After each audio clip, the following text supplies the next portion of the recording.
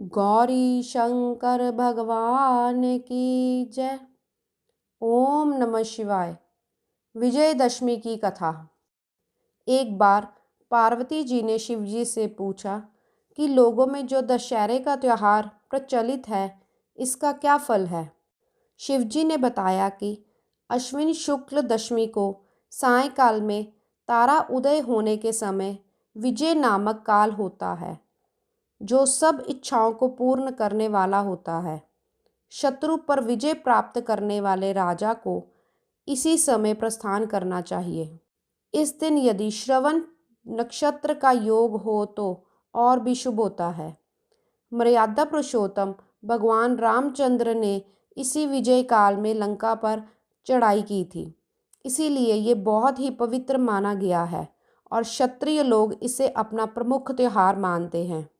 शत्रु से युद्ध करने का प्रसंग ना होने पर भी इस काल में राजाओं को अपनी सीमा का उल्लंघन अवश्य करना चाहिए। अपने तमाम दल बल को सुसज्जित करके पूर्व दिशा में जाकर शमी वृक्ष का पूजन करना चाहिए। पूजन करने वाला शमी के सामने खड़ा होकर इस प्रकार ध्यान करे, हे शमी, तू सब पापों को नष्ट करने वाला है और शत्रुओं को भी पराजय करने वाला है। तूने अर्जुन का धनुष धारण किया और श्री रामचंद्र जी से प्रिय वाणी कही। पार्वती जी बोली, शमी वृक्ष ने अर्जुन का धनुष कब और किस कारण धारण किया था और रामचंद्र जी ने कब और कैसे प्रिय वाणी कही थी, सो कृपा करके समझाइए। शिवजी ने उत्तर दिया, दुर्योधन ने पांडवों को जुए में हराकर इस शर्त पर वनवास दिया था कि वे 12 वर्ष तक प्रकट रूप में वन में जहाँ चाहे फिरे, किंतु 1 वर्ष बिल्कुल अज्ञातवास में रहें। यदि इस वर्ष में उन्हें कोई पहचान लेगा तो उन्हें 12 वर्ष का वनवास फिर से भोगना पड़ेगा। उस अज्ञातवास के समय अर्जुन अपना धनुष बाण एक शमी वृक्ष पर रखकर राजा विराट के यहाँ वृहन्नला के वेश में रहे थे। विराट के पुत्र कुमार ने गौओं की रक्षा के लिए अर्जुन को अपने साथ लिया और अर्जुन ने शमी के वृक्ष पर से अपने हथियार उठाकर शत्रुओं पर विजय प्राप्त की थी। शमी वृक्ष ने अर्जुन के हथियारों की रक्षा की थी। विजयदशमी के दिन रामचंद्र जी के लंका पर चढ़ाई करने के लिए प्रस्थान करने के समय शमी वृक्ष ने कहा था कि आपकी विजय होगी। इसीलिए विजय काल में शमी वृक्ष की भी पूजा होती है। एक बार राजा युधिष्ठिर के पूछने पर श्री कृष्ण जी ने भी उन्हें बतलाया था कि हे राजन, विजयदशमी के दिन राजा को स्वयं अलंकृत होकर अपने दासों और हाथी घोड़ों का श्रृंगार करना चाहिए और गाजे बाजे के साथ मंगलाचार करना चाहिए। उसे उस दिन अपने पुरोहित को साथ लेकर पूर्व दिशा में प्रस्थान करके अपनी सीमा से बाहर जाना चाहिए और वहाँ वास्तु पूजन करके अष्ट दिग्पालों तथा पार्थ देवता की वैदिक मंत्रों से पूजा करनी चाहिए। ब्राह्मणों की पूजा करके हाथी, घोड़ा, अस्त्र शस्त्र आदि का निरीक्षण करना चाहिए। ये सब क्रिया सीमांत में करके अपने महल में लौट आना चाहिए। जो राजा इस विधि से पूजा करता है वह सदा अपने शत्रु पर विजय प्राप्त करता है।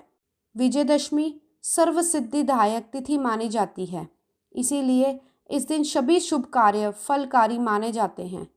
ज्योतिष शास्त्र के अनुसार दशहरे का दिन बच्चों का अक्षर लेखन, घर या दुकान का निर्माण, गृह प्रवेश, मुंडन, नामकरण, अन्नप्राशन, कर्ण छेदन, यज्ञोपवीत संस्कार और भूमि पूजन आदि शुभ कार्य माने गए हैं।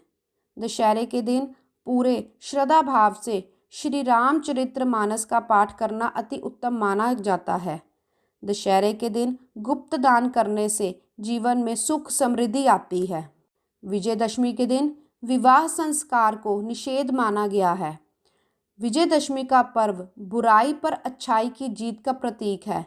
ऐसे में इस दिन भूलकर भी कोई बुरा कार्य नहीं करना चाहिए।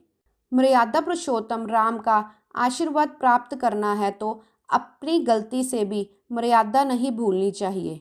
किसी व्यक्ति का अपमान नहीं करना चाहिए। विजयदशमी के दिन ना तो किसी के साथ वाद विवाद करे और ना ही किसी को झूठ या कटु वचन बोले। इस दिन व्यक्ति को मांस, मदिरा आदि तामसिक चीज़ों से दूर रहना चाहिए। इस दिन पेड़ पौधों को काटना भी अशुभ माना जाता है। विजयदशमी के दिन नीलकंठ पक्षी के दर्शन करना बेहद शुभ माना जाता है। ऐसी मान्यता है कि विजयदशमी के दिन आपको नीलकंठ पक्षी कहीं नज़र आ जाए तो आपके काम ज़रूर पूरे हो जाएंगे। आर्थिक समस्याओं से निजात पाने के लिए विजयदशमी के दिन किसी मंदिर में साफ सफाई से जुड़ी चीज़ों को दान करना शुभ माना जाता है। साथ ही जीवन से जुड़े रोग शोक दूर करने के लिए नारियल को अपने सिर से उतार कर रावण दहन की आग में डाल देना चाहिए। दशहरे के दिन अपराजिता के पौधे का पूजन करने से आप अपने विरोधियों से छुटकारा पा सकते हैं। कहा जाता है कि यदि विजयदशमी के दिन विधि अनुसार पूजा की जाए तो शत्रुओं पर विजय प्राप्त की जाती है।